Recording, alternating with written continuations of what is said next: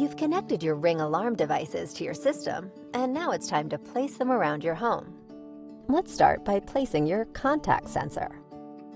You can use your contact sensor to monitor any door or window in your home. Choose a door or window you'd like to monitor.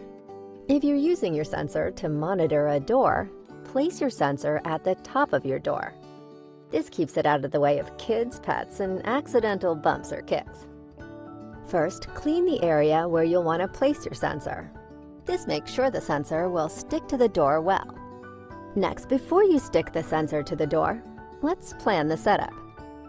Both the sensor and the magnet have a line on them. When the lines line up with each other, the sensor is closed. When the lines are separated, the sensor is open. The sensor and magnet can be no more than ½ an inch apart to send a signal to your base station. With your door closed, hold your sensor and magnet up to the door to see how they fit. If needed, you can rotate your sensor to fit your door frame. Once you're happy with where you want to put the sensor, peel back the adhesive and stick it to the door frame. Do the same thing for the magnet. Open and close your door. Your sensor should stay in place. Placing your sensor on a window is very similar to placing it on a door. Just like on a door, the lines will need to line up with each other and be no more than ½ an inch apart.